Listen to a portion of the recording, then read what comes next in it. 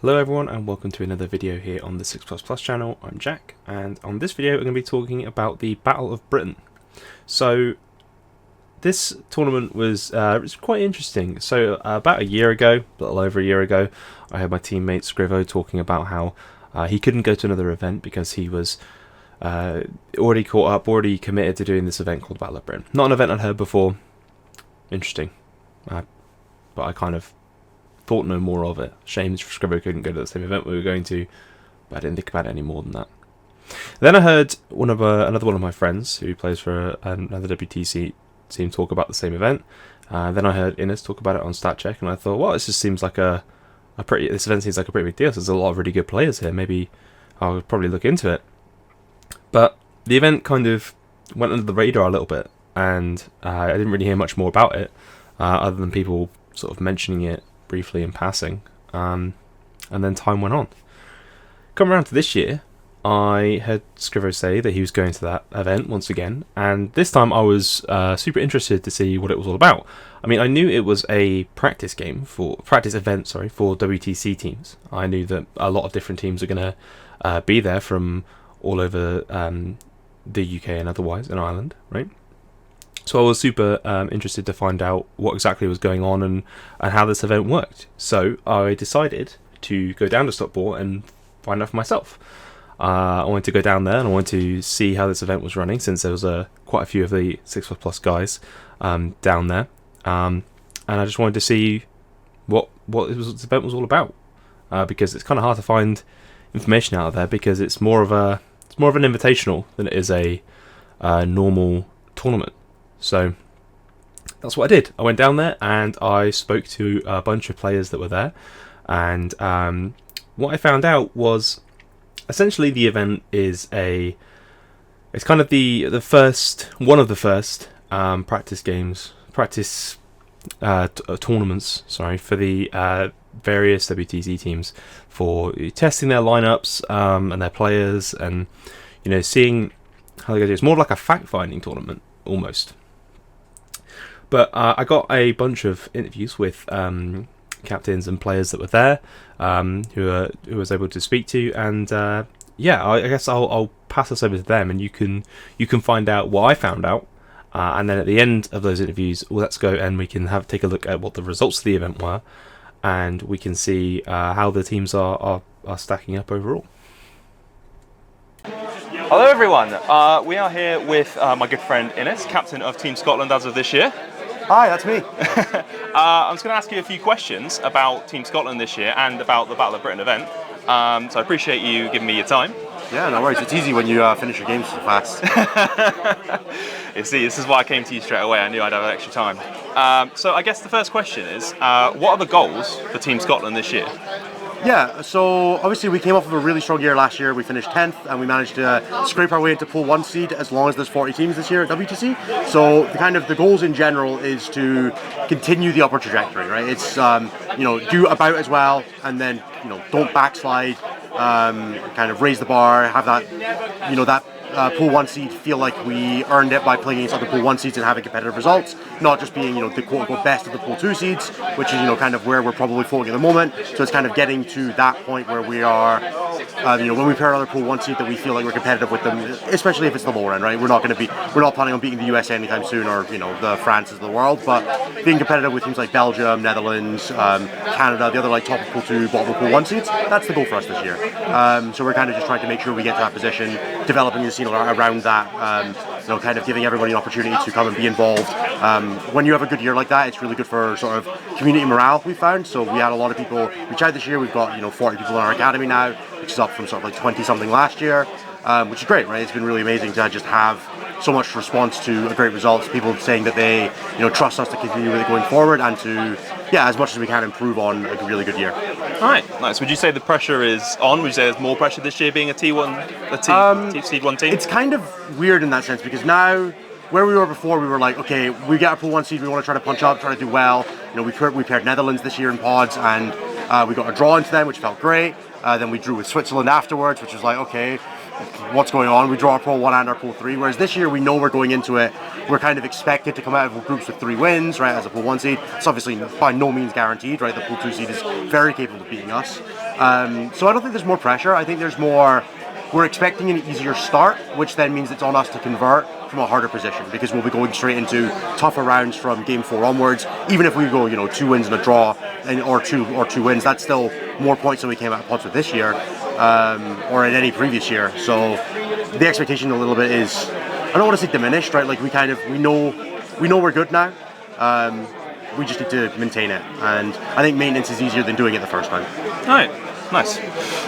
So in terms of the Battle of Britain event, what does Scotland get out of coming to this event? Like, what do you attempt? What are your goals for it in terms of? Yeah, for sure. In So terms of we selection always stuff? do the when we come down to Battle of Britain. This is our 4th year doing it, I think, 4th or 5th, and we always go with the approach of we're going to spread out our team. We're going to do we've got 3 teams, so we did.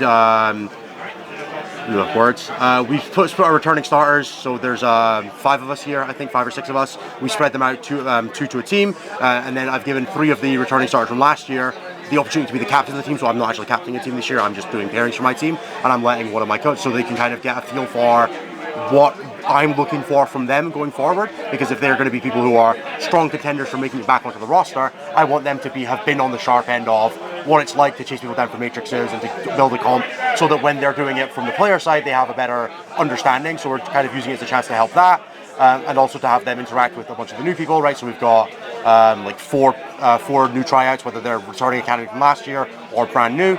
I think we have a decent mix of that across the teams, like 4 and 4 and 4. So just giving them a chance to kind of show their stuff. But we also go with the perspective that we're going to let them be the people that play the push list, let them get their first choice of factions. That's why I'm playing Eldar this weekend. Someone was on the team was like, I want World Eaters. Someone else was like, I want Space Marines. I'm like, well, that's my armies. What am I going to do now? They killed my GSC. So, letting them have their faction choice, letting them play what they want to play, and then taking that as their opportunity to kind of show off as we go into our first curation of the selection process at the end of November. So, we kind of got now and then another month for the academy people to show their stuff for getting into the 16, at which point we'll then start calling over the course of up till about March. Okay. So speaking of your academy, so if there's anyone out there that wants to apply for Team Scotland, you've mentioned you've doubled your number of applicants this year, so that's going to be a lot more competitive. If you had any advice for people applying next year, what would you say? Yeah, the best thing you can do is be known to the community, right? So do your best to show face at events, chat to the team. It doesn't really matter, like you don't need to be playing or anything like that, but just show up, say hi. If you're a face more than just a name, it's just easier it's not easier to get your foot in the door so much, but it's much easier to have that like community interaction and to kind of get a feel for what's expected from you going into next year, right? So if you're showing up to some practice days, you show up to some events in the community, whether you're based in England, based in Scotland, whatever, it doesn't really matter, right? Come show face at LGT or any of those events and just say hi. And then your name is there and you're in that conversation. And then when we go to the open selection next year, we don't curate our selection at all. So the initial intake is anybody who wants to be involved. There's no stipulations on it, and then you just you're into our Discord and you're playing practice games. We're watching your games on TTS and all that kind of stuff. So really, it is just about be known, be in some way notable. On the gameplay side of things, play more than one faction, but be really good at one faction is the best advice I can give you. If you want to.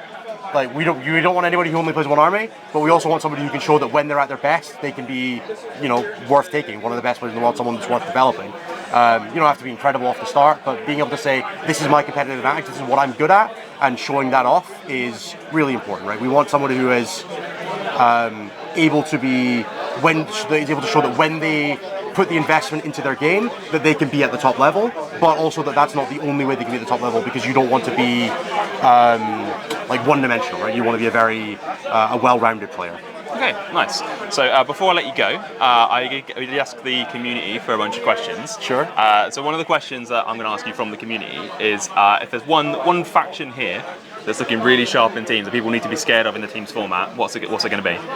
I mean, the obvious answer is when you're playing teams, CK is a goddamn nightmare. I think I've looked around and seen everybody's Chaos Knight Matrix, and it's just reds, reds, and reds. You're just like, what can play Chaos Knights on a light table? Hopes, Dreams, and hopes, dreams, and maybe a prayer. So definitely keep an eye out for that. They're very good in singles as well, but in teams they are a nightmare. But also World Eaters. World Eaters is one of those armies that when you're able to maneuver around its bad matchups, can just deliver huge results. You've got people like Ed Watts playing 80 Berserkers. There's lots of people playing the 50 list. It's a lot less well-rounded than the sort of the MSU version with like 8 bound and force feeds and all that kind of stuff that you're seeing out of the States. But in a teams format that where you can just say, no, I'm not going to play my one bad matchup, you can feast on all these, these janky Eldar players and things like that, which is, that's why I don't want to play against them. Right, awesome. Well, that's a great answer. Thank you for your time. And I hope you get on well at the event. Yeah, we're having a good time. All right, I'm here with Team England's Nassim. Hello, everyone. So I've got a few questions for you, Nassim. I appreciate your time giving it to me. So Team England. So what is your role within Team England this year? It's I think officially it's like first captain meta lead, and I think what I think that means is essentially telling people what I used to play, which is great. Yeah, that's good. That's for the good. most part, yeah. I like that. So I'm like a little bit more in terms of like guiding, providing some people in terms of feedback and mentorship, and helping them focus on where the meta is, what types of playstyles and factions to play, etc., etc. All right, cool. So last year England had a big rebuild year. Yeah.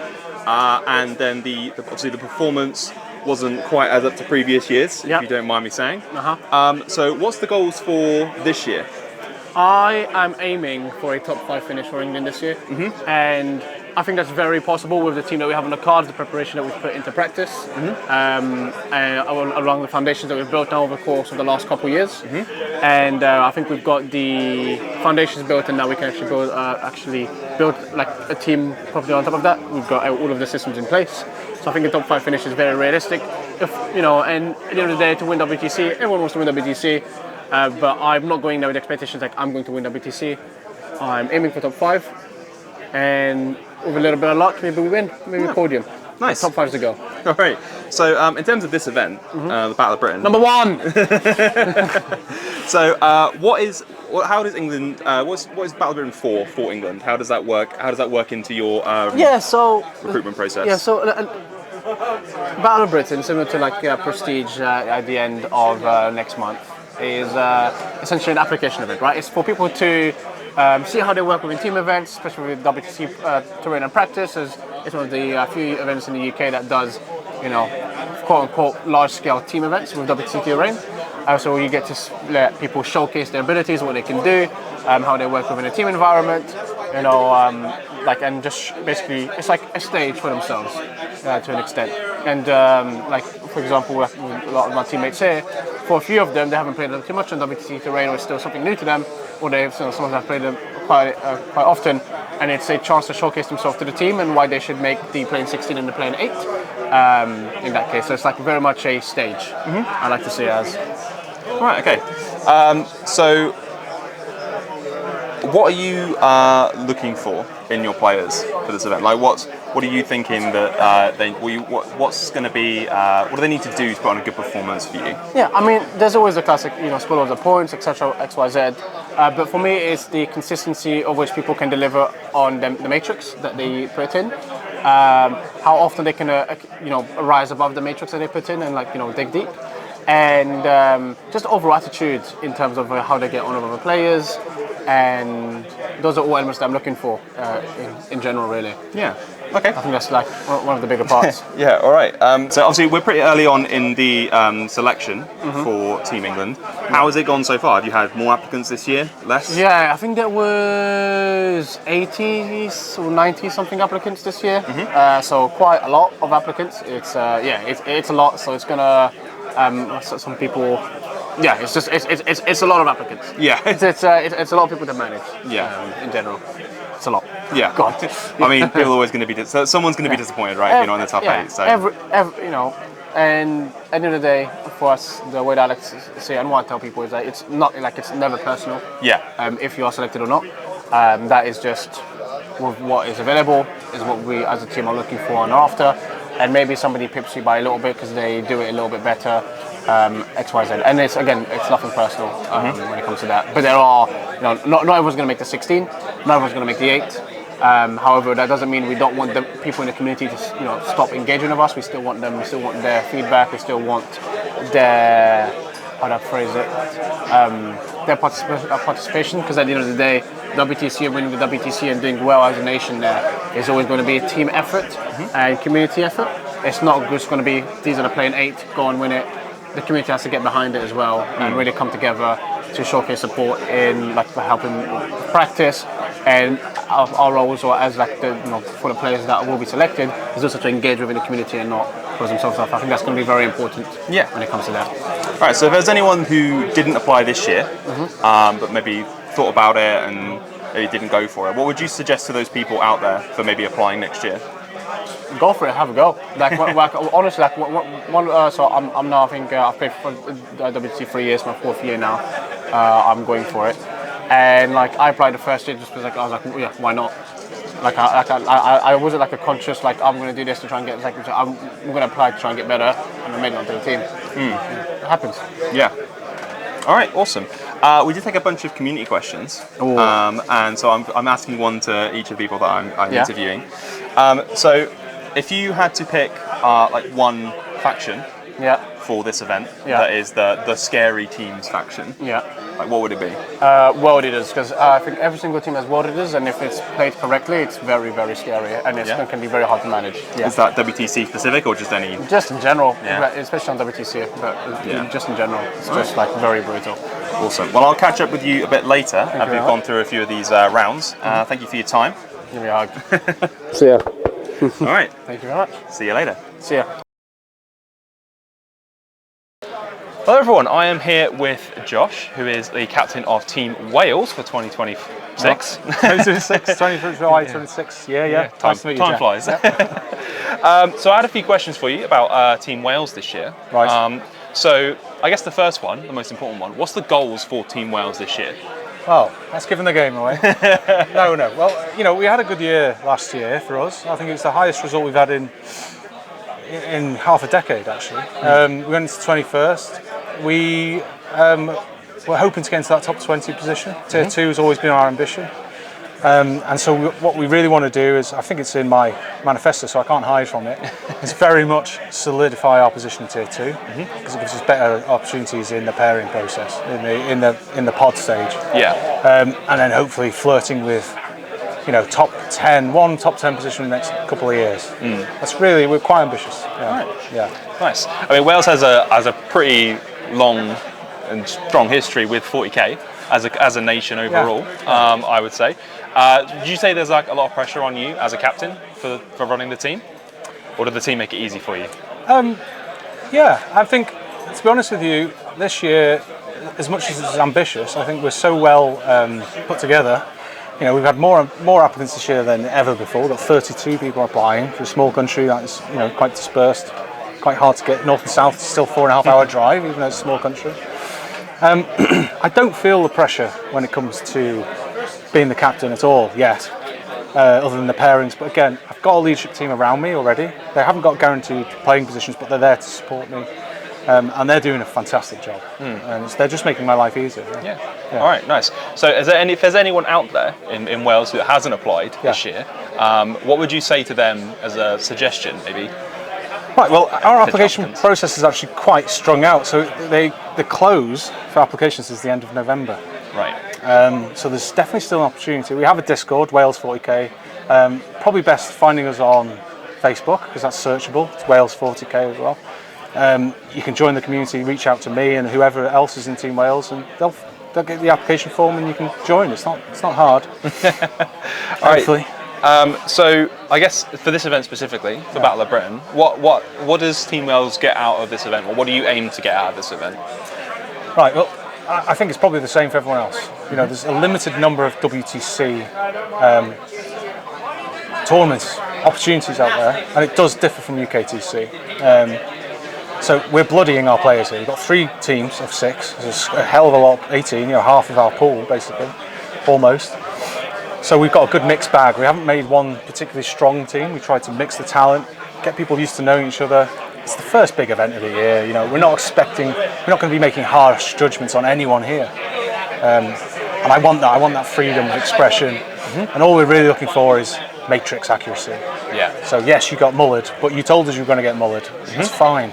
We're just trying to build that kind of humility into the team. Yeah. All right, fantastic. So I guess I have one more question for you.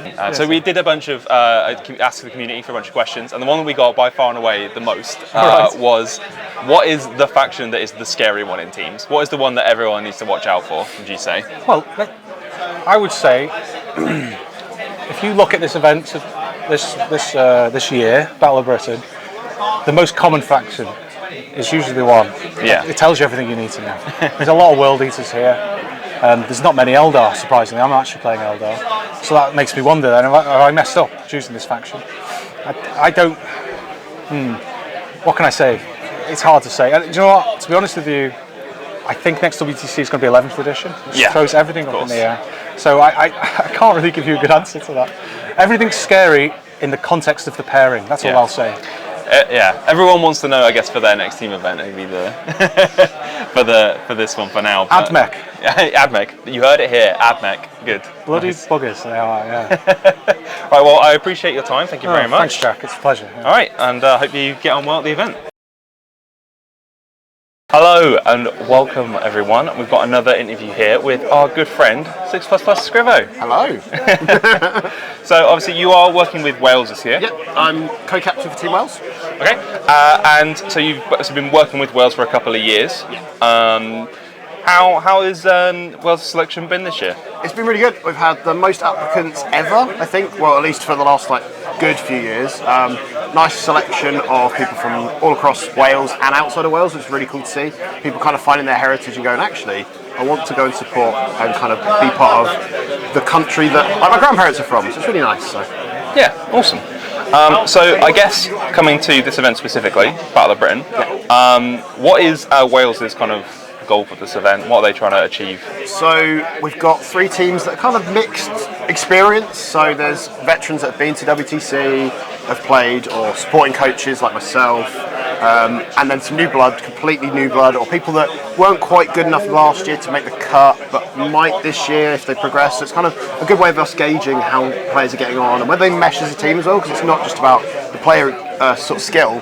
If they're absolute nightmare to play with, don't really want to, that's something we're obviously not very interested in, because we still need to balance the kind of being good at the game but also playing the right way and playing by intent. So that's important. Really. Cool, awesome. So for yourself, you're on the Orcs this weekend. So you're not playing what your normal faction would be. No. So what's the reasoning behind that? So on the team I'm on, we've got Toby from Black Crow Gaming, who is very much a Space Marine specialist. He doesn't kind of deviate from that too much. He is trying some new stuff now, but it was kind of very much we were looking at what people could do, and I was like, I'll give my Orcs a go. They've had a bit of a shake-up with the balanced data slate. My other option was World Eaters, but Tom Green's on our team as well, so I was like, okay, I'll go with the Orcs. I don't think my list's quite right. I've not played it probably as best as I could. Some of the matchups haven't been so favourable either, which hasn't helped, but a lot of good learning. I'm trying to take away from it what I can change, and it's looking at the interactions that will kind of snowballing things back as well. So it's, rather than looking and going, well, I got 20 O's, great. There's other things to learn from them, which is helpful. Yeah, it's more about facilitating the other members of the team, trying to showcase and also themselves. showcasing that I can be flexible as well. Because to me, it's like if I turn up and went, "Here's some Deathwing Knights," everyone can do that. Like, there is some finesse to it, but not. So how has your team's performance been overall? Like the standings of the event specifically? Up until this round, I think all the Welsh teams, because this is us in the kind of the embers of round 4. All 3 teams I think are on a win, a loss, and a draw. So it's kind of like we're all kind of level pegging. It's kind of nice to see, especially when the mix is kind of about right in each of the teams. So the bang average is spreading. Yeah, man. So yeah. Yeah. All right, okay. So is there? So from this point onwards, I guess if you you had any advice for either the people who are currently applying to Wales or people who are thinking about applying to Wales, because I know the Wales selection isn't closed just yet, what would you say? Just get involved in the Discord, come play some TTS games with people, come to the events. So we run something called the Welsh National Championships, which is an all-year thing throughout the north and south and west of Wales. So there's all these events, it's all listed on the WNC website. Really good way to kind of get to know the community as well if you don't want to just play TTS, and it's just get involved. Like, even if you don't think you want to play this year or try to play this year, get involved, learn how the game works in that way, and you'll find that actually it's really fun, and then it's kind of snowballed from there. After 5 years, I'm still here doing it, so. Awesome, man. Well, thank you very much for your time. You're welcome, Jack. Good luck for the last round. Thank you. And we'll see you later. Hello and welcome back. I'm here with another interview. I'm with our very own 6++, Connor. How you doing, man?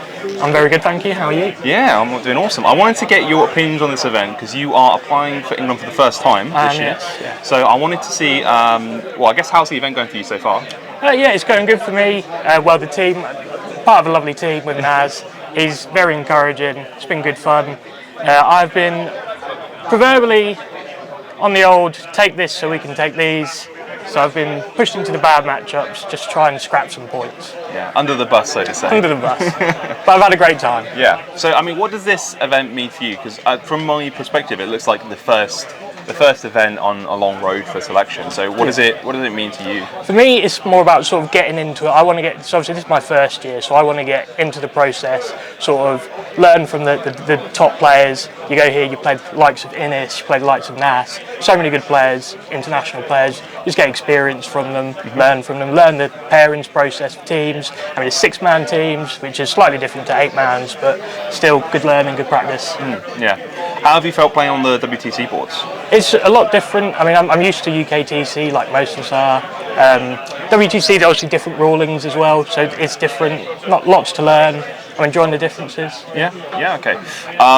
And I guess another thing I wanted to ask you, matrixing and pairing. Is this something you found easy, hard?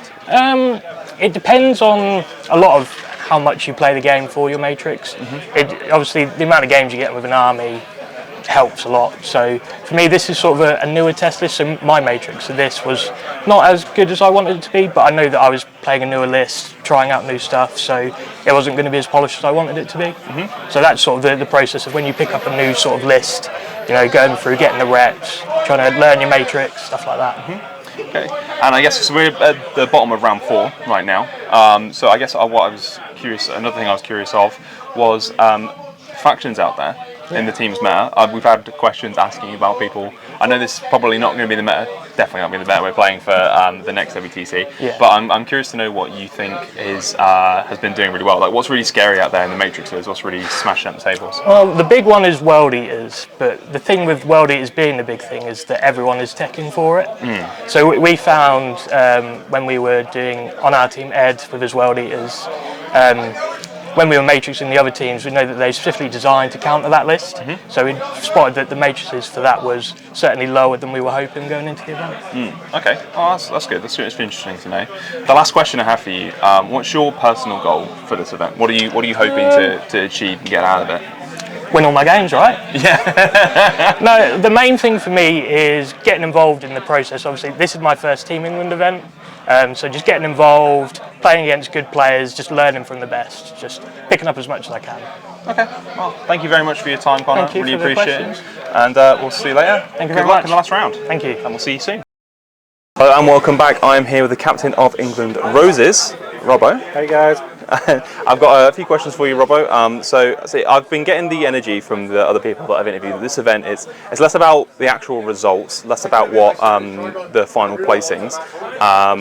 It's more about seeing what the players, how they work in a team's environment. What are you looking for as a captain for your team? What are you looking for from your players on this event? So I think it's a little bit different to the way some of the other people run it. It's very much, it's early on in application, closed, well, probably like 2 weeks before this was sorted, or teams were sorted.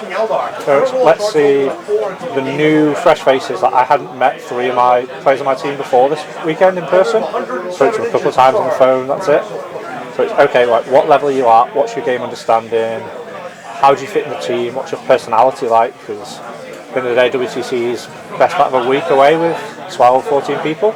Everyone's got to fit and like get on with each other. If someone's just nope, they're not fitting in, then there is an aspect of that. But it's okay, like, what do you play? What's your adaptability?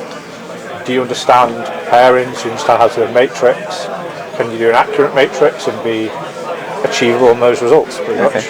Right, nice. So I guess that's the goal, right? So in terms of executing, we're at the bottom of round 4. You're undefeated going in, so you're potentially playing for the win. If we win this round, I think we win the event, but I'm not 100% sure on the details of the placings. Yeah. So how's the team been working together so far? It's pretty good. It's very chill because we've had, I think, a little bit more of a relaxed prep build up into it, because we had a call and then like a catch up with a few people like separately myself. It's, do we have 5-6 armies that we like and fit the roles that we need?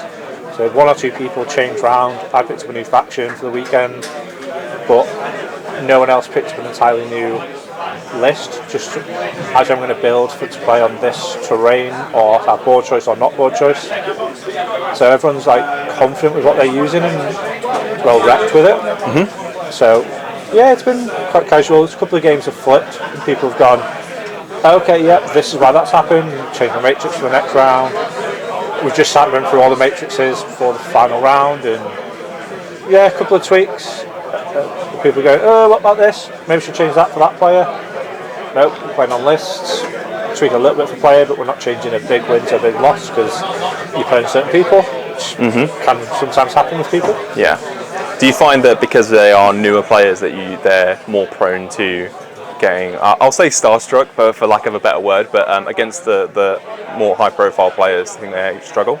Yeah, I think possibly some people see names and go, oh, I think it might be this, whereas actually you've got to back yourself in every matchup. You might go, I should be getting draw, but maybe it drops down a couple of points because there's some skill levels involved. But if it's a matchup that you're good in, they on the reverse will be going, I want to avoid that because as much as they may back themselves, it can still go wrong and shouldn't go their favour. How have you found the players have adapted to the WTC format? Is that something that normally takes a long time, or is it people picked it up pretty quick? I think there's a couple of people who are like still working out, okay, which maps do I want? I just need to be told which tables I'm playing on, because I can see these 6 tables all at once, but what is the nuance between A and B, or where's the line of sight here, which helps having a couple of people who know them well and say, actually there's a big fire line here, or you can stage there, or this train feature's touching the board edge, that table isn't, so that opens up 2 completely different play styles. Right, nice. So what would you say, you said the applications have closed about 2 weeks ago, so if there's anyone out there that didn't apply, or maybe people that have applied already, what would you say is something to work on for them going forward, following up to next WTC? I'd say, well, firstly, even though applications officially closed, they're not closed. If someone's looking in and going, you know what, I wouldn't mind joining in and seeing what it's all about, get in touch, there's still opportunities for that. I think we've had 80-something applicants this year, so it's very much, let's just see what's going on, get involved. It's an opportunity to play with different people, different formats, different teams. Like we've got between this and an event we're running in November, I think almost 80 people going to team events, so it's an opportunity to play those international reps, some online scrims, some TTS practice. Even if you want to just join the Discord, that it's open, available to anyone. There's regularly 2 or 3 games most evenings. You can sit and watch for 5-10 minutes, and it normally attracts different international players as well. Like we had Team Germany, Belgium, now and again a couple of Americans are in there as well. So it's just a good opportunity to upskill and expose to different experiences. Nice. So last question before I let you go. I know you've got a lot you've got to be getting on with. Fine. So see, this event, as I mentioned before, it's the first step on potentially quite a long road to selection. If there's one thing you would say, advise people not to do on going up for Team England and their selection, what would you say? I'd say don't panic, because most of the time it's, oh, I'm not sure I'm good enough. You improve, you apply again next year, give yourself that step, you're more involved, you know people, you've had that experience. So even if you don't think you're good enough, get involved. There's always options. Like we've got 8 people who have never played for the team before, going off to Poland in a couple of weeks as well. So it just opens up all those opportunities and gives a good exposure to looking at matchups in detail for matrixing. So actually this match was that, but if they have this unit, that unit changes. It gives you much better insight into the details of the meta at the top level of the game. So like, don't let that put you off, just throw yourself in, get involved. Alright, nice. Well, at that point, I'll leave you to it. Good luck for the last round, Rob. Thanks very much. And I'll catch up with you later. See you soon. See you soon. Okay, so I hope you found that as informative as I did about the event. Looking towards the results and what the event kind of means as a whole, what we can take away as spectators from the event, I suppose. The final placings for the event was only as an 11-team event. Was Team Stonehammer, then Team Nessie, then Team Northern Ireland, Team England Lions, Team Kelpies, Team Wales 1, Team Wales Gwaethon, Welsh Warboot, England Crusaders, Selkies, and England Roses. So there are a couple of things that I took away from this event that I think are super interesting. First of all, I think that it was really noticeable how all of the teams were heavily investing in their newer players, the newer recruits. They wanted to see how they worked when given different kinds of pairings, when given a good pairing, when given a bad pairing. And there were lots of interesting decisions made across all the teams. I think it was, while there is a certain aspect of pride going on and people wanting to win the event, I don't think that's the primary reason, and that's not the vibe that I got when I was there for people playing the event. They're not going there specifically to win. It's more of getting more information about the players that they have, which is I'm sure you can get from the interviews that we had. In terms of the teams specifically, I think there are a few things that really stood out to me that were really impressive, right? So first of all, Team Scotland, I think they are very much stronger than they have been in the past. They definitely came off as a team that is looking to prove that they are deserving of the new seed that they have, which it looked to me that they were. They were given. I mean, they came in second place with one of their teams. They gave England, which is traditionally the strongest team at this event. So I'm told. I've run for their money. So they look very strong. They have a lot of very strong players on that team. I expect some of them are new blood as well. Very, very impressed with some of the stuff I saw happening on Team Scotland. As for Wales, also very impressive, but in a different way. I think that team is like super ambitious. They want to do really well, and they're really committed to that. And I think there's a lot of reflection going on, a lot of planning that goes into that team. There's a lot of sort of strategic talk that happens on with the event. You know, like as soon as the event was over, pretty much the guys were all huddling up and talking about what could have gone differently, what they could have done. It was really cool to see them go like straight into it, straight after the event. So that was super interesting. And then. So we had Team England. So Team England was trying out a lot of new players. Probably I think they had the most new players. I think, but they had a lot of people who were trying out, and that was interesting as well. I think there's a lot of testing out how people do under pressure and when put in a bad situation. So seeing how people reacted to that and seeing how Nat and Rob were dealing with their players was a really interesting part of the event, and I'm really excited to see more from a lot of these people. Hopefully there is some new blood on the Team England roster, for no other reason than I like seeing new blood every year. It's super interesting. And get to see more good players out there in the future. There's plenty of people that we can keep an eye on. So with that, guys, that's pretty much all I had to show you guys. I hope you found that interesting. I am going to sign off for this one. And if you want to see more from 6++, you can like the video, subscribe. You can join our Discord. We have all the social medias, Instagram, TikTok, all that jazz. We will see you next time.